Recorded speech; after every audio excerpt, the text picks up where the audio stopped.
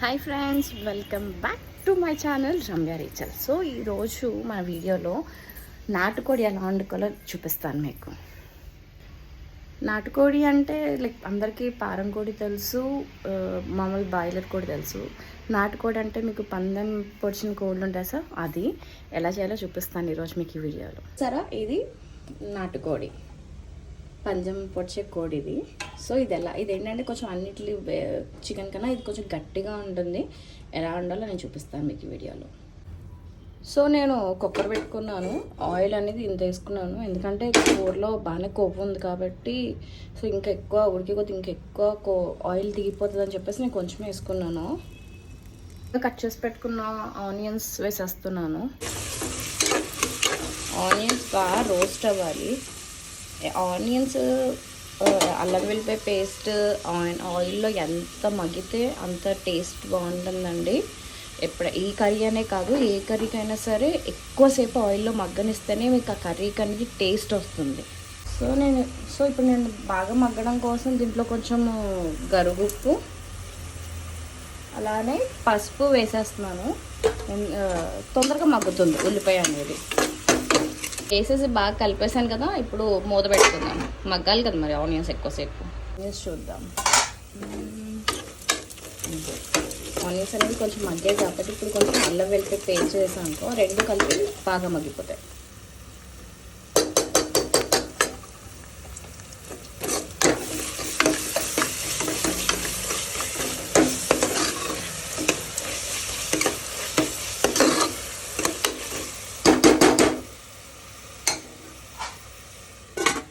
మీకు ఎట్లాంటి వీడియోస్ కావాలో నాకు కామెంట్స్ ద్వారా తెలియజేయండి, నేను డెఫినెట్గా మీకోసం పోస్ట్ చేస్తాను. కర్రీ ఎక్కడి వరకు వచ్చినా చూద్దాం. ఆనియన్స్ అనేది కంప్లీట్గా మగ్గిపోయింది చూసారా. ఇలా మగ్గితే ఎప్పుడైనా సరే అది మటన్ కన్నా, so chicken normal regular chicken curry కన్నా కర్రీ అనేది చాలా టేస్ట్ వస్తుంది. ఇప్పుడు నేను చికెన్ వేసేసుకుంటున్నాను. సో ఇప్పుడు నేను మొత్తం కంప్లీట్గా కలిపేసుకున్నాను. దీని మీద మళ్ళీ మూత పెట్టేసి అలా మగ్గనిచ్చేద్దాం, అంటే దీంట్లో కొంచెం నీళ్ళు దిగేంత వరకు. చూసారా, చికెన్ అనేది మొత్తం కలర్ చేంజ్ అయిపోయింది. సో ఇప్పుడు ఇది ఎలా అంటే ఇలా మూత పెట్టేసి 15 మినిట్స్ మగ్గనిచ్చాను. ఇప్పుడు దీంట్లో కారం వేసుకున్నాను. ఇప్పుడు నేను దీంట్లో 2 స్పూన్స్ కారం వేసాను, ప్లస్ అలానే ఇంకా ధనియాల పౌడర్లో ఇది ధనియాలు వేయించేసి మిక్సీ పట్టేటప్పుడు కొంచెము గార్లిక్, వెల్లుల్లిపాయ, ధనియాల పౌడర్ వేసాం కదా దీంట్లో. ఇప్పుడు ఇది బాగా కలిపేసుకోవచ్చు.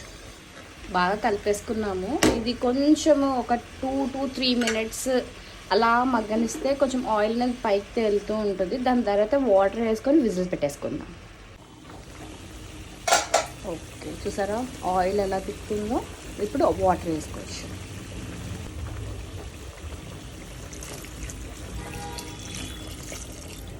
నేను ఎక్కువ వేయడం లేదు వాటర్, నేను సరిపడి వాటర్ వేసుకున్నాను. ఇప్పుడు కలిపేసుకోవచ్చు.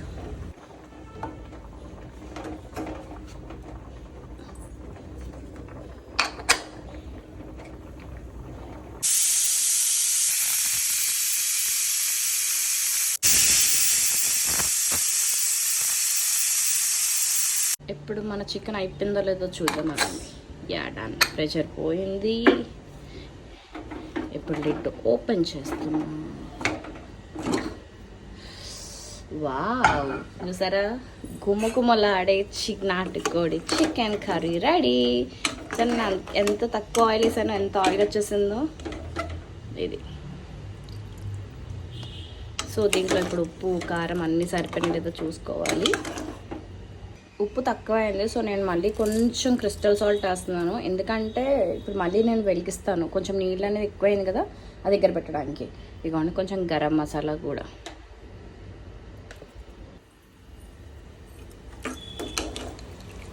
సో దీన్ని కొంచెం దగ్గర పడే వరకు